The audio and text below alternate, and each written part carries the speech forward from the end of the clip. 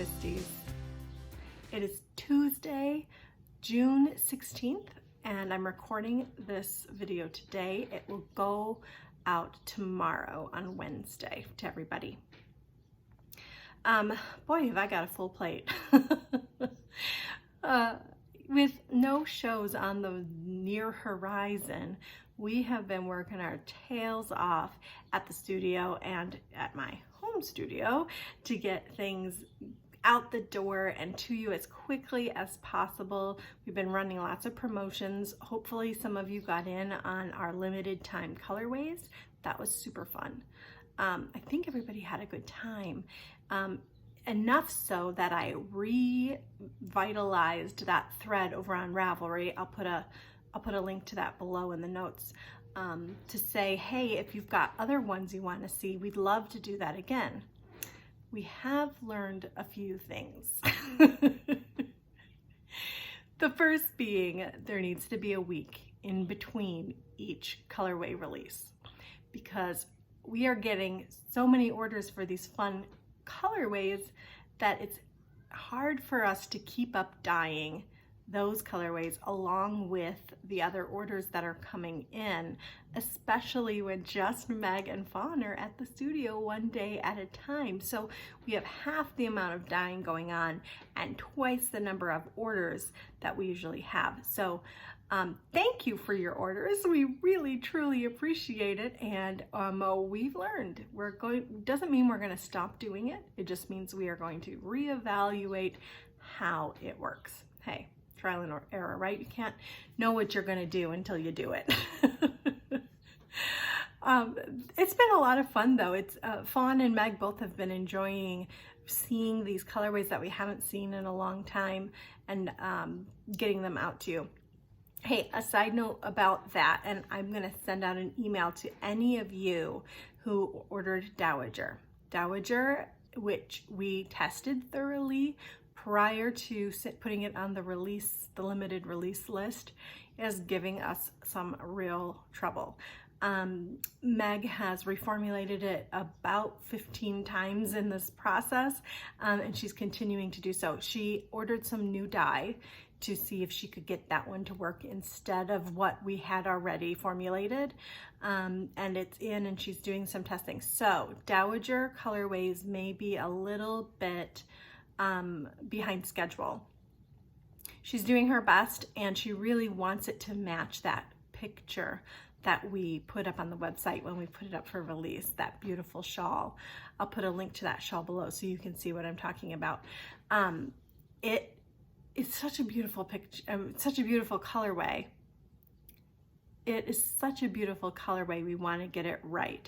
So we hope that you'll be patient with us while we reformulate that once again and get it just right for you. The others seem to be ticking along at a regular rate. Everything is fine and dandy as far as I know, and we'll get those out just as soon as we can. What else have I got going on? I know this isn't a Twisted News, but I don't have an interview today, so I thought I'd just talk about things that are going on and things in my life, and I'll get to that later. Okay, so Club, the final shipment is going out very, very soon. So we are wrapping things up on Club right now, getting everything dyed and banded and getting it into your boxes along with your very special surprises.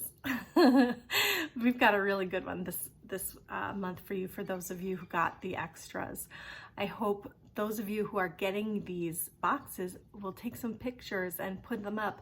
We love it when people post on Facebook and Ravelry and Instagram some of the pictures of their things that they've gotten. In Ravelry, we actually have 2 threads. So if you're interested in seeing what everybody's getting, head over there. There's one for each colorway collection. So that's kind of fun. Spoilers though, if you are in the club and you go to those threads, be aware that if you haven't gotten your box yet, you will see the color before you get it, so it won't be a surprise. We do have some really cool things happening for Post Club. Some some surprises that I'm just gonna say is just some prizes for the Post Club members. You get some first dibs on some things that have never happened before, so that's gonna be very exciting. And there's something different with the final shipment, the final colorway, something new. We've never done this before with the colorways. It's a really interesting concept. I think you're gonna really love it. It's amazing how this small change can just really make a difference in a colorway. I know I'm being very cryptic. I don't want to spoil anything for you, but it's just a really, really cool idea that Meg had and that we're trying out. She's so creative. She really knows how to take a colorway and make the most out of it. And I'm really excited to get some feedback on this final colorway. So if you are in the club and you're getting I'd love to hear what you think about it. If you love it, if you're not so keen on it, I just really want to know. Moving forward, it's something fun, something we've never tried. So one of the things I want to talk about that's on my mind, on the website, I have redesigned the way you shop our products. I get a lot of questions about how to, what base is what weight. I do have a big about page with all of that information, and there are details below the product in the yarn base information section below where you put the product in your cart, and right next to the description there's another tab, but sometimes those go unseen, and it's harder to, if you don't know already what weight you're getting, it's harder to know which base to get. So I've divided it into fingering, DK, worsted, etc., and then put those bases that fit into that category on in the drop down. So it makes that section a little bit wider, a little bit bigger. You don't get one ginormous drop down menu anymore. You get a few shorter drop down menus, and I really do think it makes it a lot easier, especially for new Twisties, to shop our site.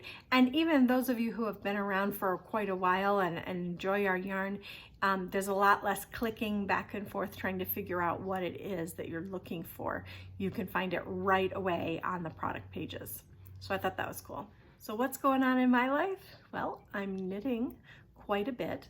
I'm trying to get my sweater done. I brought it with me, but you're not gonna be able to see it. Look at that. I decided I wanted it a little longer than the pattern calls for, so that I can wear it at shows. I think that would be kind of cool, because I wear a black apron and I wear a black tank top usually because I get really, really hot out on the floor all the day. So I wanted something a little bit longer that I could wear to cover up. I think it would be fun. So I'm making it a little longer. So it's going to take me a little longer to finish, but that's okay. But I haven't been knitting as much as I want because I've decided I'm going to take my final class to get my bachelor's degree 20 years later.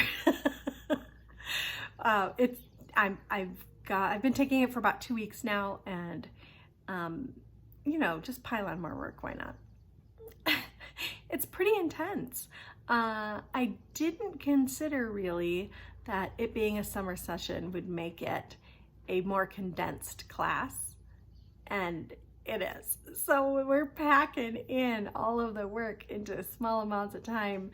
I find myself getting up early to work and staying up late to work and making my kids make dinner so that I can do some more schoolwork. Lots of quizzes and homework and reading, and on top of my regular work. Boy, I don't know how some of you do it. I know some of you are full-time students and full-time employees and full-time parents, and I just don't know how you find the time to do a good job at all of those things, but I know you do, and I truly admire that.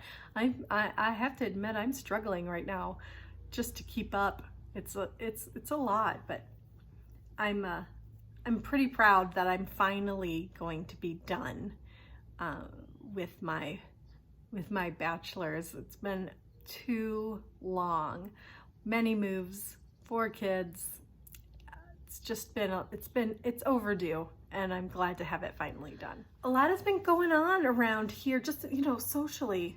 Like, you know, this world is kind of topsy-turvy right now with the pandemic and everything starting to reopen and people going out again and being in public and trying to navigate that.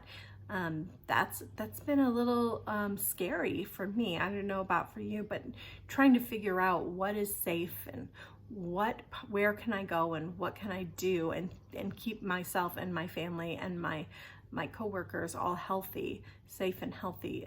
That's something that's a little scary. It's a lot to take in, and I'm doing as much research as I can to figure out what I need to be doing in order to keep everybody safe. But it's hard. It's rough.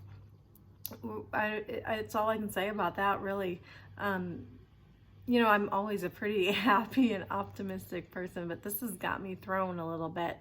And then add on top of that all of the social unrest that we've been seeing recently. I think that's it for today, you guys. You know, with the pandemic and the social unrest, and my state of mind is just not as optimistic and happy as it usually is. I'm struggling a little. I think a lot of you can relate to that. I'm a very social person. I'm an extrovert, as Meg will often remind me. And being isolated is kind of hard, especially when I want to be a part of some of the progress that is happening all around me in my community and beyond, and balancing that with work and school and the pandemic and staying healthy and keeping my family and my employees and my friends and everyone I love happy and healthy. That balancing act has kind of got my brain in a loop, and it's rough. I know a lot of you can empathize. And then add on my kids, my older 2 are starting to go back to school, move into their off-campus housing and get jobs and get some life, you know, back to normal. So they're leaving, and you know, it's been a rough couple of weeks for me. So I know you can relate. Doesn't mean I'm not happy to see you and be here and have a part of your lives. It's a lot. Okay, I'm done for today. I love you all. Thank you for joining me. More upbeat next time. Love you.